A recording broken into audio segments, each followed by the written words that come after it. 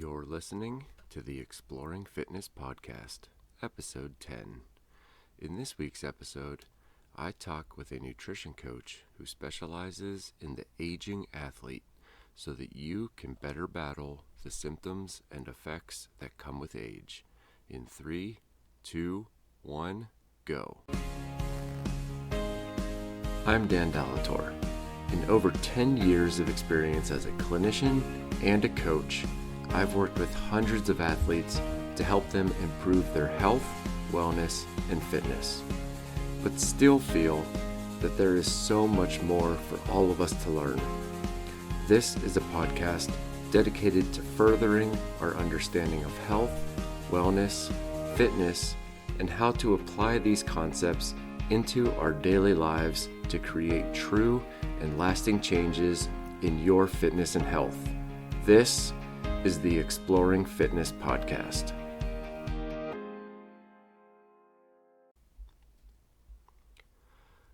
I'm a firm believer in the sayings, age is just a number, and you're only as old as you feel.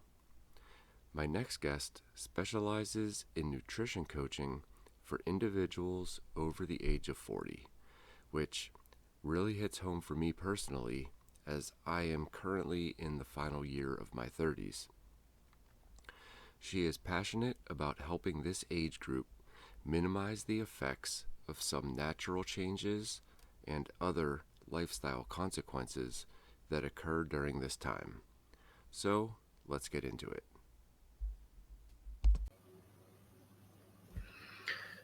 Hey everybody, welcome back for another episode. My guest this week is a National Academy of Sports Medicine certified personal trainer and nutrition coach.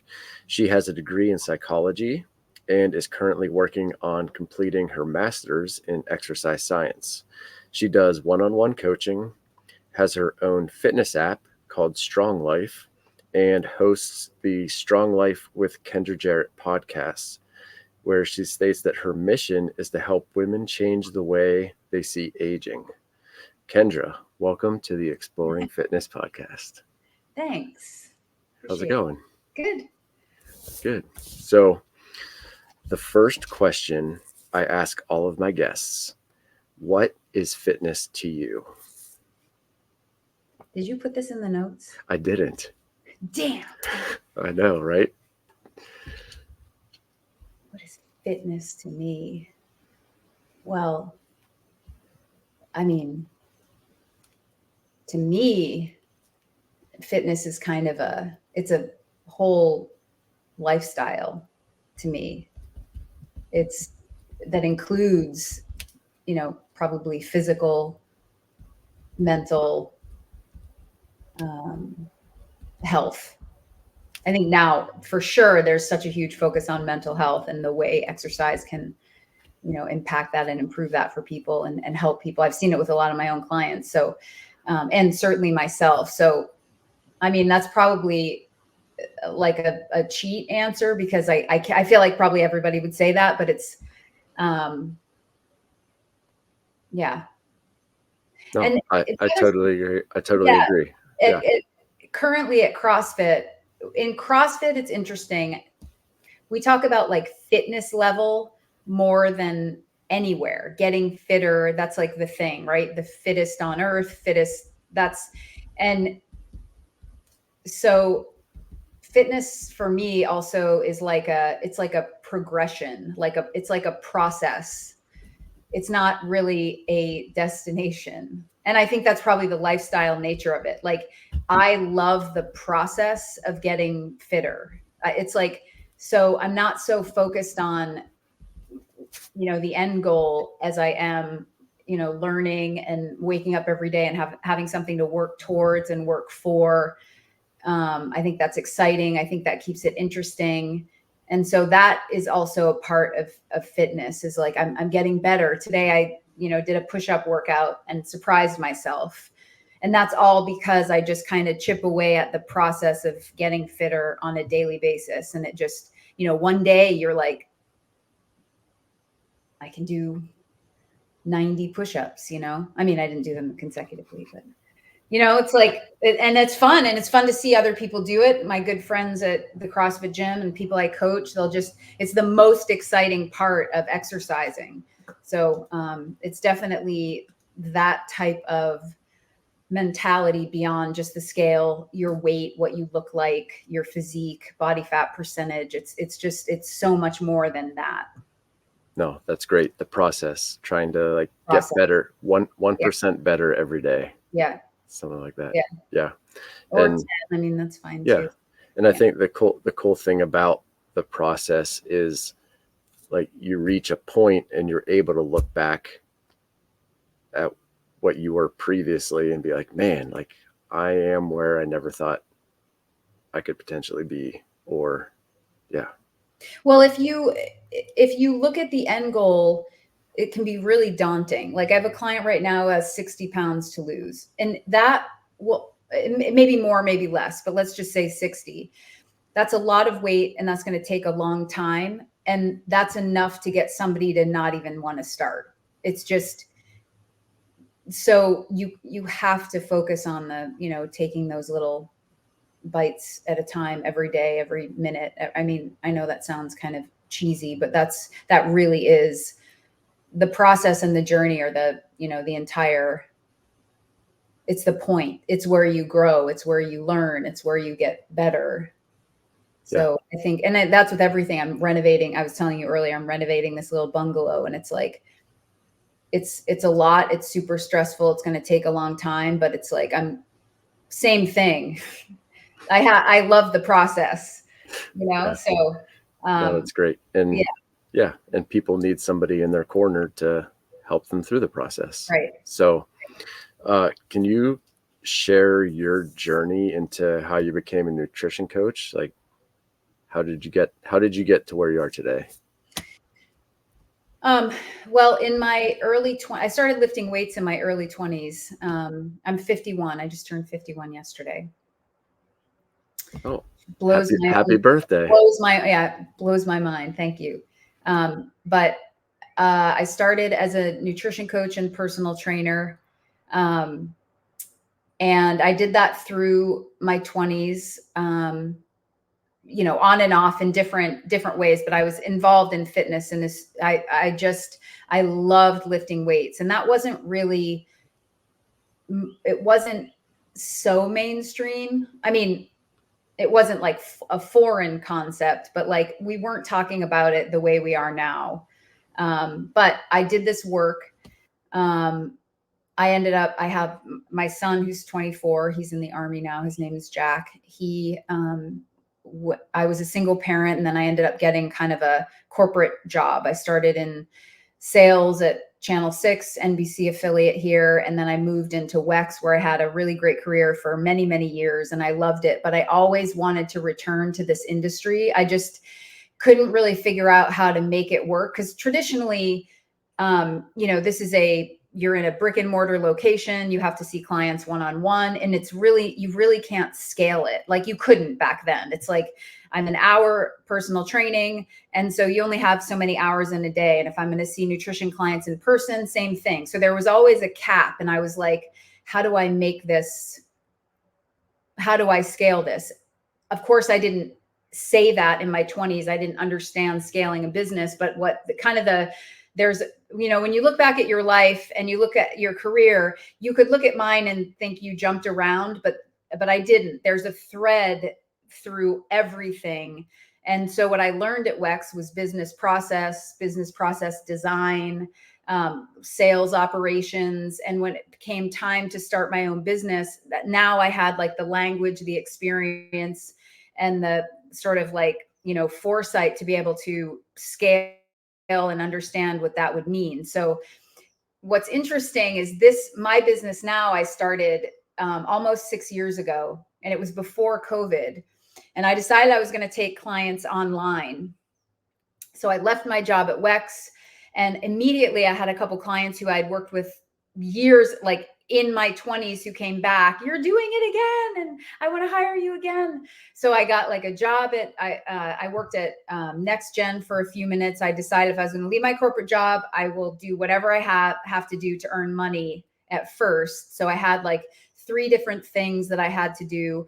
Probably we could do a whole entire podcast on leaving your corporate job to start a business in your 40s.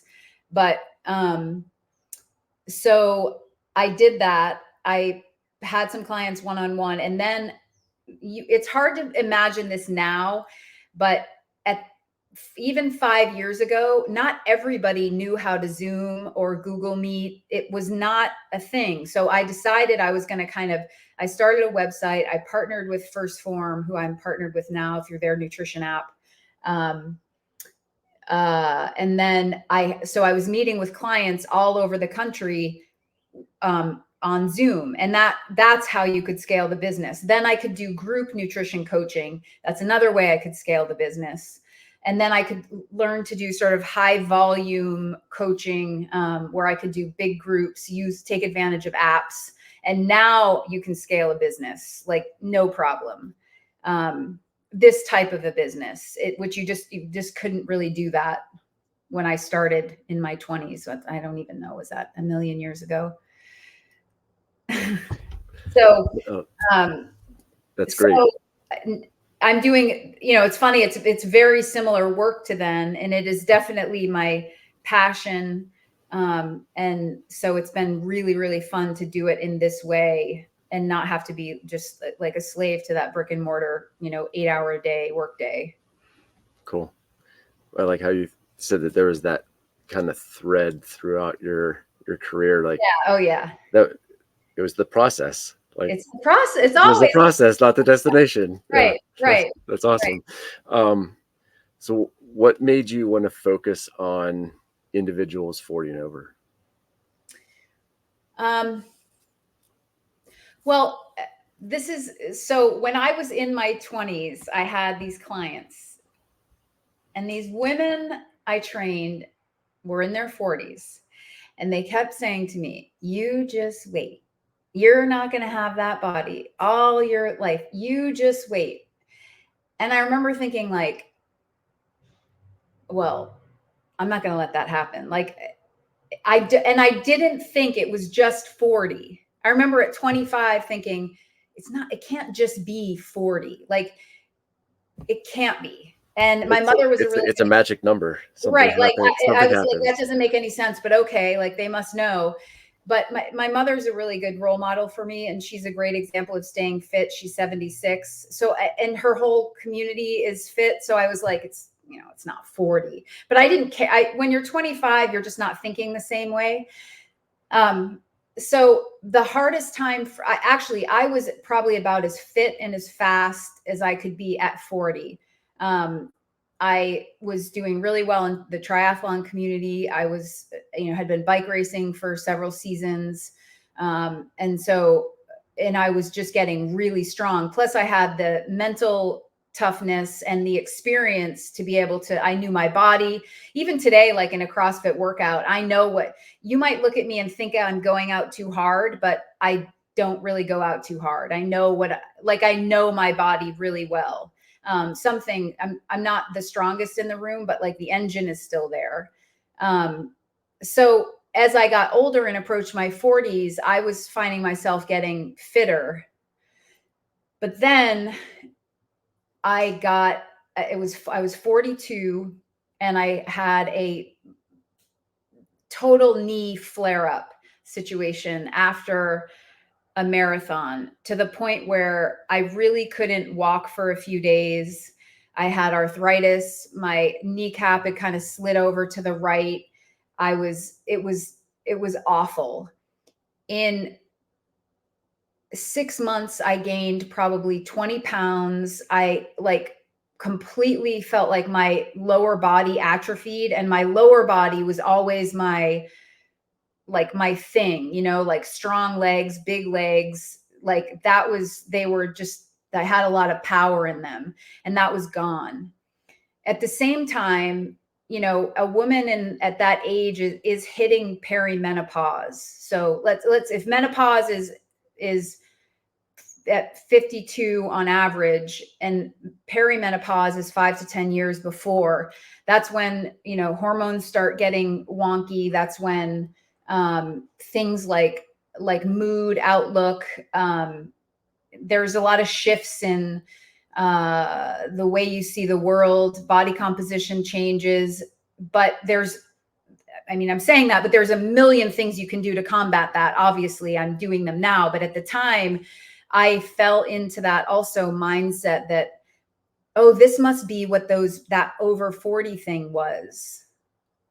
So I won't go into all of the details, but I will just say I spent probably 2 years digging myself out of that hole, like where I also thought, I guess this is just the thing. I guess this is the way it's going to be.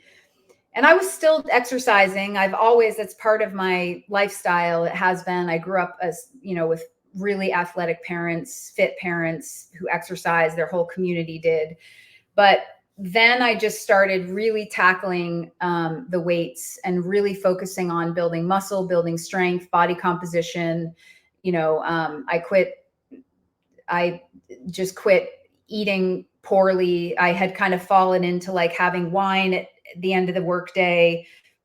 I stopped all that. And, wouldn't you know it, everything returned. Physique returned, mental health, energy, outlook. And so it became very clear that like, it wasn't just 40, but a lot of things happen at that age. So it's like that, what happens then, what hits then is, in my case, you're not chasing toddlers anymore. Many women are advancing in their career, and men. Let's face it, like men over 40, it's not just women. Men over 40 are like not necessarily thriving either.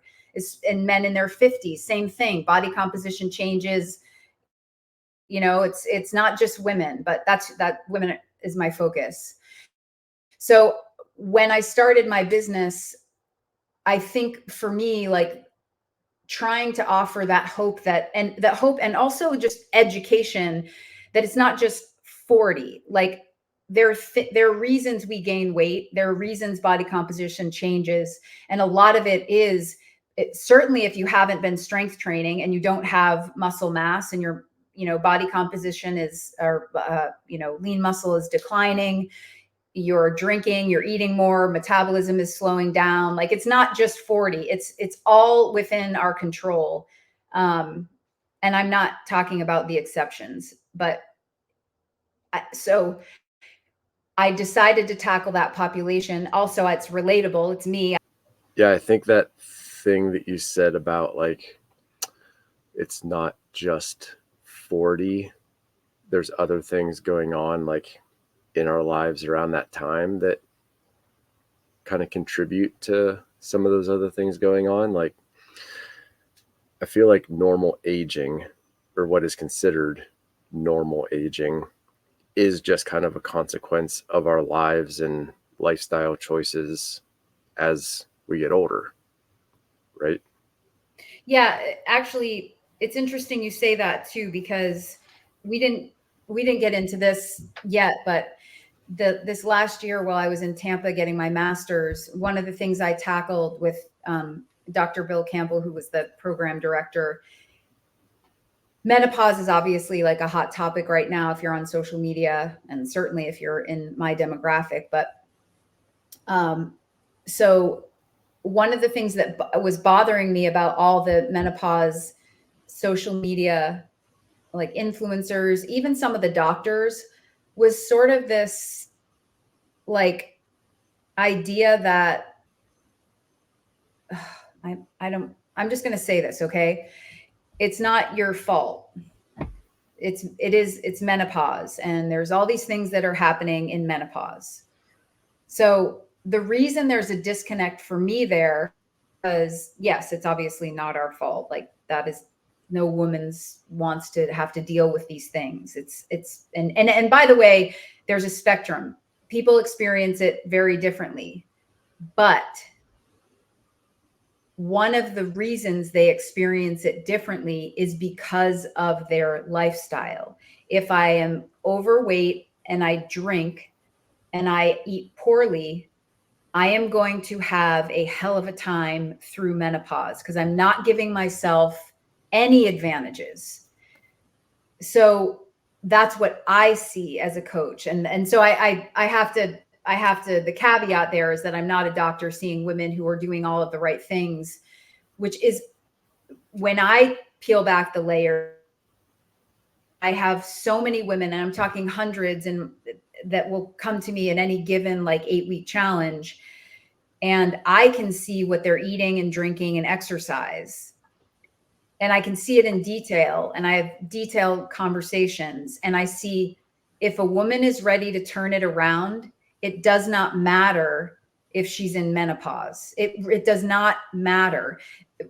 The amount of, your body will respond so well to resistance training, protein, eating within your caloric intake, some cardiovascular exercise, in particular, some high-end type, sprint interval training type of work, and general activity, lack of alcohol, improved sleep. If you can do those things, you can exponentially change your quality of life, your longevity, and how you experience menopause. So, and the point with what you said is, in the research, okay, I read like 70 papers. So we were doing a narrative review on menopause. What do I think, as reading the research? What do I think? What's my general summary of menopause is that the reason for body composition changes is the natural aging process. And it's also happening to men. That was kind of my point earlier, is look at 50-year-old men. They're not exactly killing the game either in the terms of body composition. You know what I'm saying? Like, it's not just women, it's general aging. And if you haven't been taking care of yourself, now you have a big hole to dig out of. It's totally possible, though. That's actually that's the silver lining. That's why I love what I do, because if somebody is willing to do it, if you look at all the transformations on my Instagram, they're all over 40. Some are over 50. It will blow your mind if somebody's willing to put that work in. And that should be very exciting, is that like you could be better at 55 than you were at 50. Like, that's insanely amazing. And that should be very motivating. So there wasn't, in the research, there wasn't this mechanism that said, oh, menopause, fat oxidation totally changes now. It's age. And that's important, because if you keep saying always and only menopause, to me, and this might be controversial, I think to some extent we've created a problem so we can sell a solution. Menopause has always been around. It's always been here. But why are people overweight now?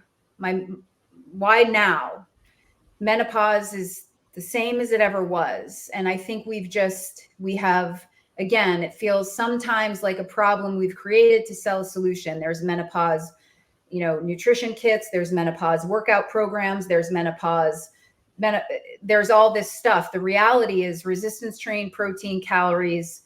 And then if you need some type of HRT, I think that's interesting. That's hormone replacement therapy. That's something I've experimented with that's helpful, but there's no end game. So it can get you through this phase, but you gotta, at some point, you're launched off into the second half of your life. And, we're going to be older for longer than we're younger, if that makes sense. Depends on where you draw that line. I mean, like, okay, we're going to be the decline in, I don't know how I can say this effectively. You know what I mean, Dr. Dan. So, yeah, okay, let's say if the average woman lives to 83, then, you better be setting yourself up for the other half that isn't youth. Yeah, I hear Maybe you. That's So I think you touched on this too. Like, people are generally busy at this time in their life, right? Like, they're advancing in their careers. They have kids that have to be at sports practices and all this kind of other stuff. So juggling career, family, other personal responsibilities. Like, how do you help this age demographic prioritize nutrition and some of these other things that we've talked about so that they can fitted into their lifestyle? Well, I mean, I think it's really overwhelming for people. I had a team call the other day, and this woman is like, there's just so many things she's juggling. I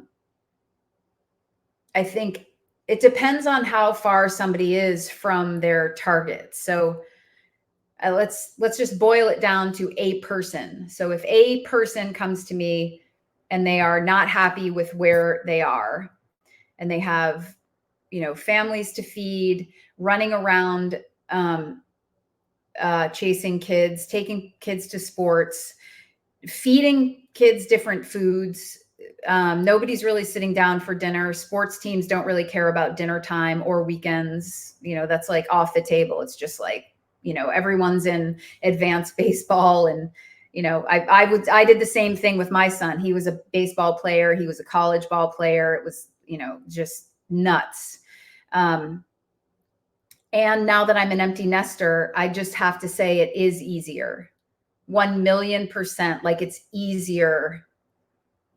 I don't have anybody that I have to take care of, that I'm responsible for, except myself. So rest assured, I can validate that a busy life it's hard. But number one, I think if you're somebody who's trying to change body composition, you have to understand what it is that your body needs from a total calorie perspective. And I don't make the rules. You don't make the rules. Your body, every body has some amount of food, just like a gas has some amount of, a car has some amount of gas it needs. And you have to understand that, number one. I think I can appeal to people's logical brain when I'm working with them also, that makes sense, right? Like, that you have to know that.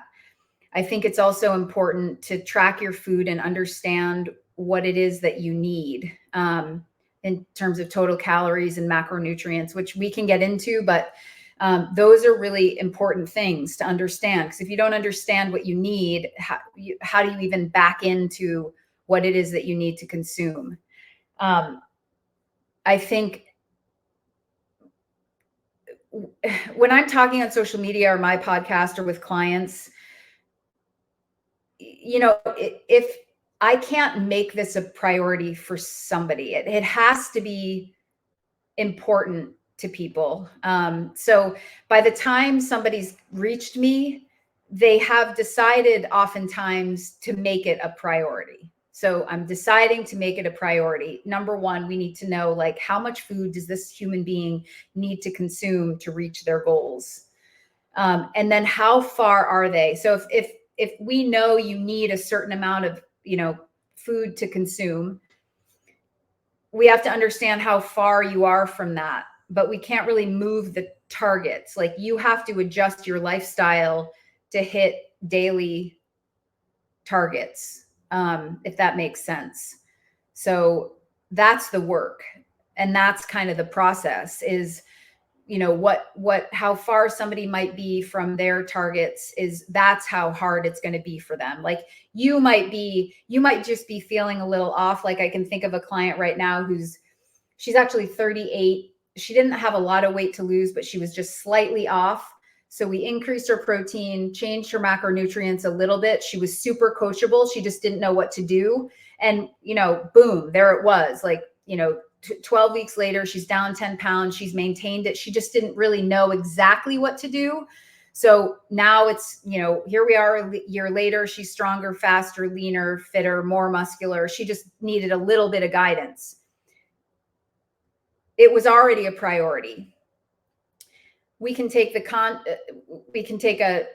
contrast to that. So I have a 240-pound client who's been overweight for many, many years, 5'2", most of her life. That's a totally different discussion in terms of how we make those things a priority for her. She likes fitness. So that's freaking amazing. If somebody, I don't care how much you weigh, if you like fitness and you're lifting weights and going to the gym, you have a huge advantage. So that, I would say, as far as priorities go, yes, we need to understand how much food somebody needs, but what is easier? Is it easier to go to the gym and lift weights 3 to 5 times a week for 45 minutes? Or is it easier to figure out how to tackle food 24/7, 365? It's number one is get in the gym and start lifting weights. Like, just start there, because that's not, I know it doesn't sound easy, but that is actually much easier than all of the food decisions you have to make, all of the, and that can involve a lot of different things for people.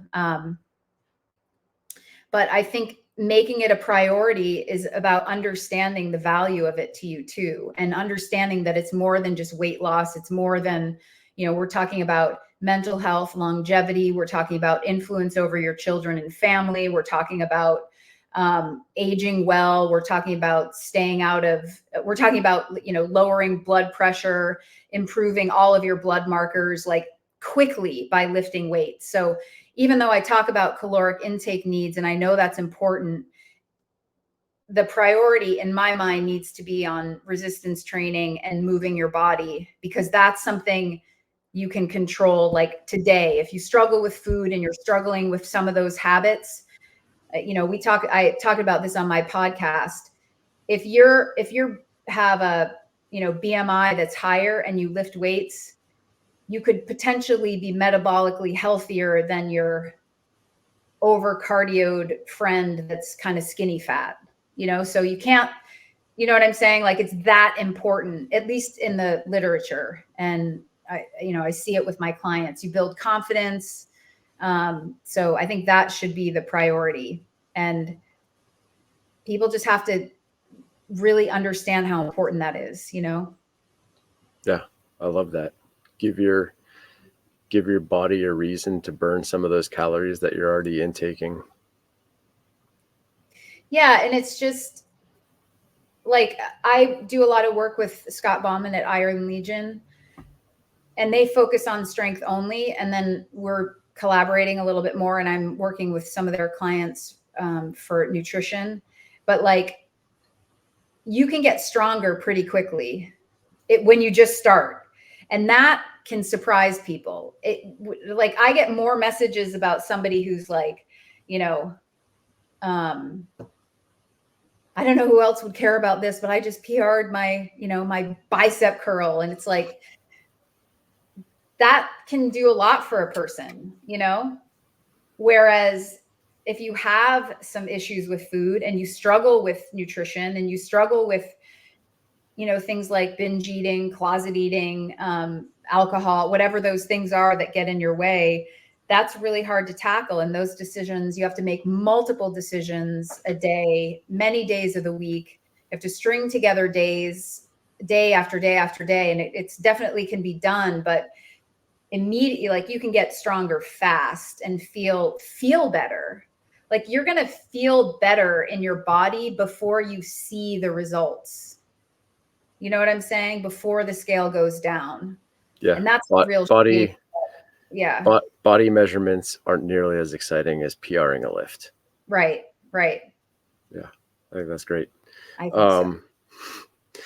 So can you talk about some like tips for optimizing like pre and post workout nutrition for this age group, like for once somebody starts going to the gym? Well, that, I mean, I follow Dr. Stacy Sims quite a bit. She's been on my podcast also. She does research on women, particularly over 40. And she talks a lot about, and she has 2 books that I think are really great, that if you work with women or you are a woman, you should have. One is called ROAR, ROAR, and one is called Next Level. And I think Next Level, she might have just done a version 2 of ROAR, or maybe it was a version 2 of Next Level. But she's amazing. And she has really talks about the issue with fasting and working out fasted, particularly because of the, glycogen stores available to women being less than men. I won't get into the details about that, but mostly because I don't know how to articulate it as well as she does. But I think the point here is making sure that you do not go into your workouts with low energy reserves. I think a lot of people think if they work out fasted, they'll have, kind of burn more fat and have better results.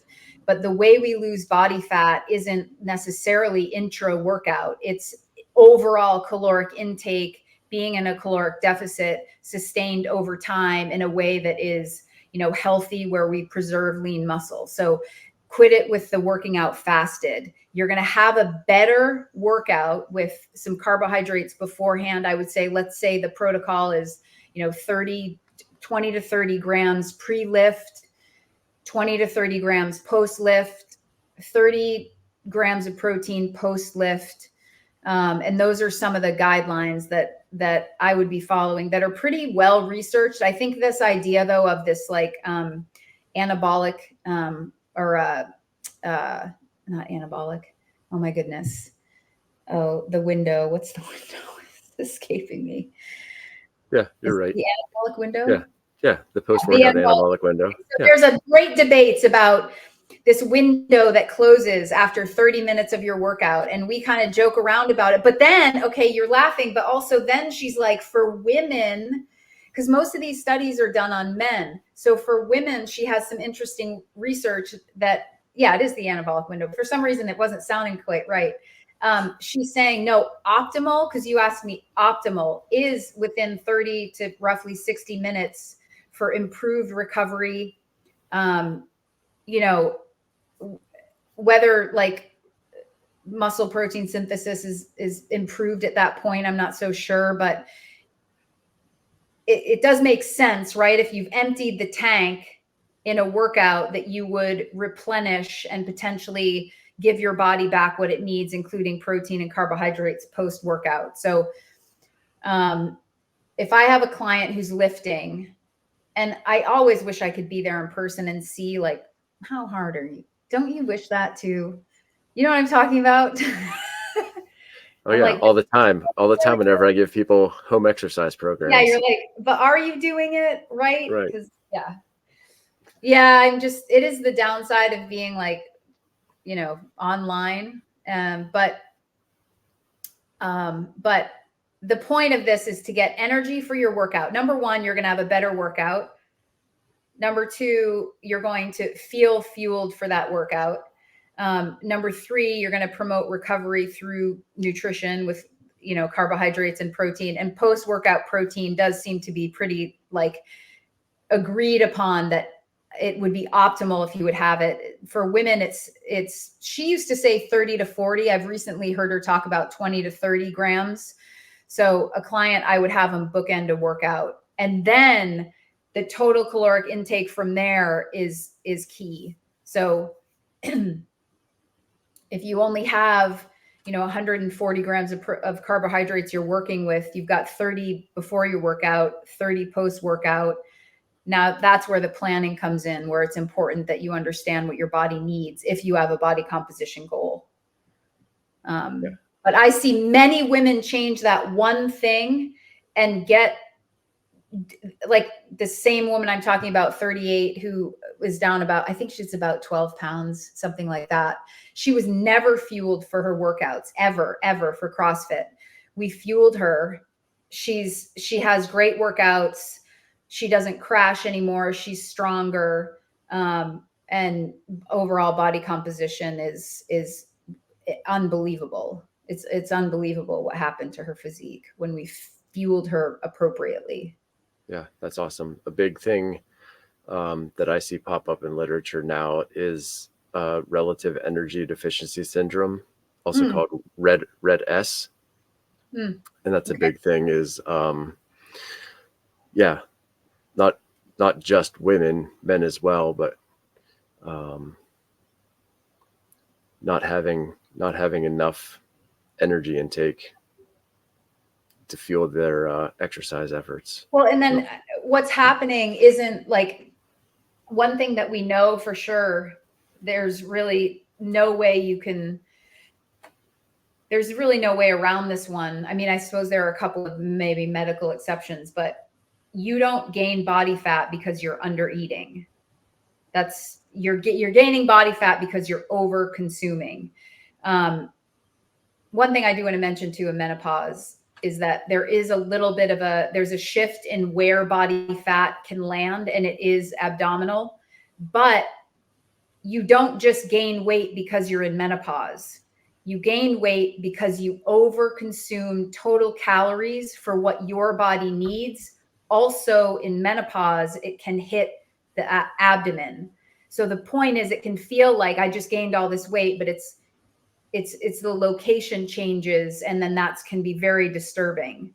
But to get back to your topic here, the more likely thing of somebody is that they're, what I see with food logs, because this is what I do all day long, is I see patterns of undereating, overeating, undereating. So the people feel like they're undereating, and if you ask, they would describe themselves as undereaters. But the truth is, you're just inconsistent undereating, probably undereating protein. You're not satiated. Just everybody just thinks they need to be low carbohydrate. So you try that for a couple of days until the weekend comes. Now you've overconsumed, you've underestimated how much you're eating, overestimated how much you're moving, and then you're wondering why your body composition isn't changing, but it's just a pure lack of consistency. I always say too, like, when you're doing 75% of the work and not getting the results, it feels like you might as well be doing 200% of the work. You know what I'm saying? But if you just got yourself to that, did that little extra around consistency and stayed at that, like, just every day, just, like, chip away at it, stay consistent with your macros, with your exercise, just really stay consistent, it's going to feel like a lot less effort than that kind of frustrated spinning your wheels where you undereat and overeat and don't really know what you're doing. And I think tracking food is really important for that, if you're somebody who can tolerate that and it's not like triggering for you.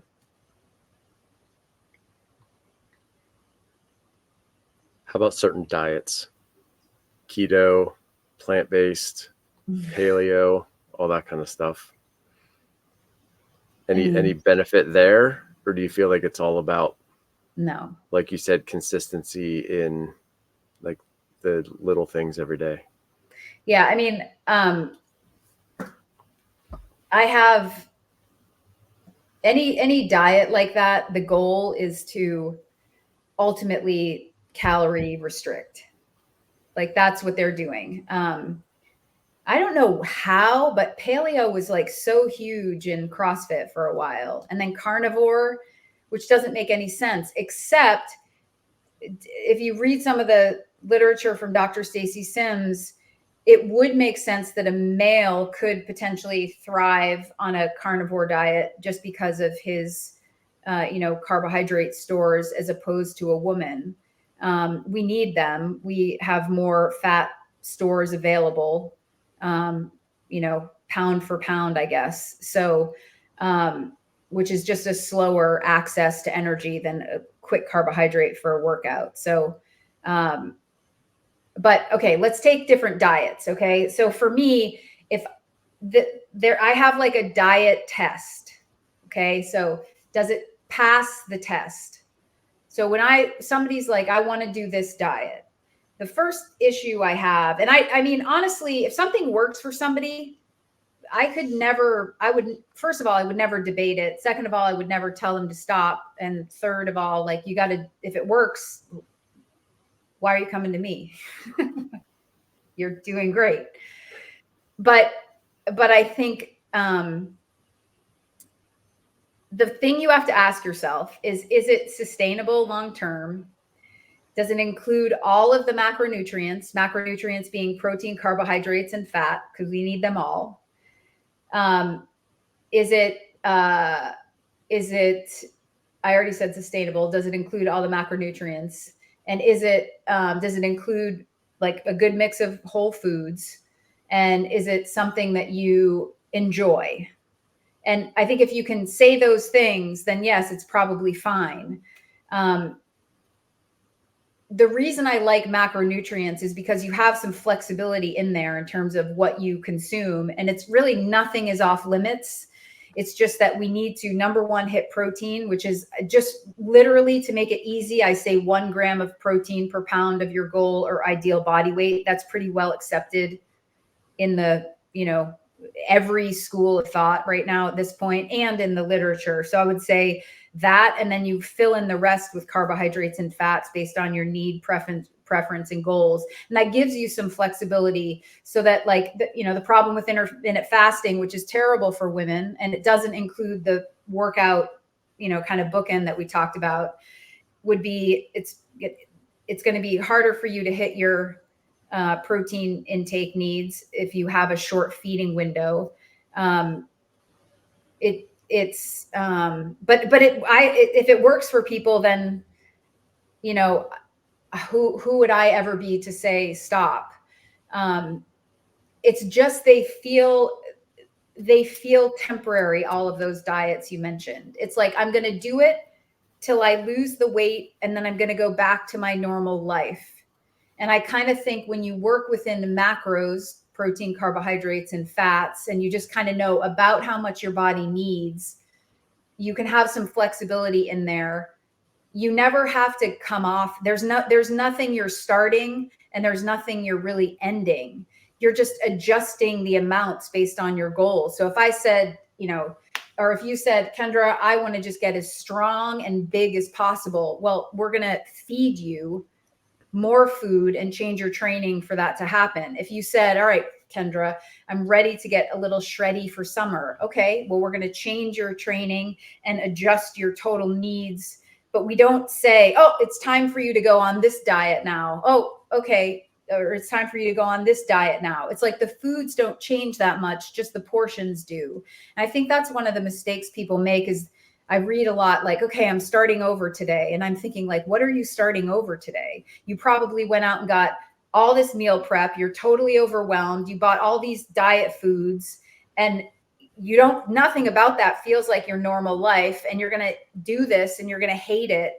And then you're going to reach your goal weight. And then you're going to go back to whatever other foods got you here in the first place. So you just have to be the flexibility of tracking macros, which ultimately just roll up to a total calorie number anyway. To me, is I just see people thrive over and over and over again once it clicks that, like, there's really nothing off limits. It's just that my body only needs so much food, and I've been overfeeding it. Once you can accept that, you can make a lot of changes. Yeah, I love that. Making those changes, sticking with something long term, can help prevent that rebound effect. Yeah, from fad diets. Yeah. Right. Cool. Like I have a woman who's like, she's having trouble hitting her macros, so she wants to go on the carnivore diet. Well, that's fine. So she did, and now she's back because that didn't work either. It's just, it's just hard for people to believe that staying consistent every single day is the answer. But it's like paying debt, like if you have $10,000 of debt, the first couple of years of that sucks. You don't feel any, there's no reward. You're just you feel like you're paying this thing that's you're never going to get there. And then over time, eventually you can see the light at the end of the tunnel. But it's like, you have to, like, put that work in before you get the results. And that's what's so hard. It's a lot of things are like instant, but this one, that's why, like, I love seeing fit people at our age. Cause I'm like, I know you put in, I respect that. Like, I know there's a part of you that I know and understand and respect just because you're fit. It's like, I know a little bit more about you, I love that analogy that it's like paying debt. Yeah, it sucks. I've never heard that before. Yeah. It sucks until you can see the light at the end of the tunnel. Yeah. And it takes longer than you want. And it's like, you feel like you're sacrificing, getting nothing in return yet, but I also at this age, I'm like, you had your fun. Okay. It's time to get it together. Yeah. Yeah. So that you can enjoy those years that are, what did you say? You're older longer than you're younger or whatever it was. Please don't quote that, but you know what I'm saying? Like, or let's say you're older just as long as you're younger. Yeah. But you can do a lot of damage. But it's reversible. Your body, like, that's what's so cool. I think your body wants to be healthy. Like if you just give it a little bit, treat it a little bit better, it will respond for you. It's pretty cool. Love that. I think that's a good way to end this. Okay. Where can our listeners go to find out more information about you, your work, and access other resources related to nutrition for individuals over 40? Okay. My website, KendraJarratt.com. Everything is just my name, so it's easy to find. And it's kind of no matter where you find me. So if you find me on Instagram, you'll see my link tree, and it will have my app, which is the Strong Life app. I mentioned I'm partnered with First Form, which is a amazing company based out of St. Louis. I use their nutrition app. I can see food, water, exercise. I can see photos. We message there. That's available to people. I have one-on-one coaching. That's a weekly meeting. All that's on my website. There's an application there. I have a free Facebook group. I have about 14,000 women in there now. That's all that is linked, available, and free. And then I'm also randomly kind of blew up on TikTok over COVID. So I have that too. But you go to Instagram, the link tree will get you everything. I respond to DMs. I respond to emails. This is my business. So it would be hard not to find me. Let's put it that way. I'm right there, accessible. Perfect. And I'll put links to Instagram and website and stuff in the show notes, as well as links to those Stacy Sims books that you mentioned. Awesome. And I'll have you on my podcast. I can listen to you there. Anytime. Awesome. Well, Thank Kendra, this was a blast. Thank you for coming on. I'm sure listeners are going to get a ton out of it. Hopefully. Thank you so much. Yeah, thank you.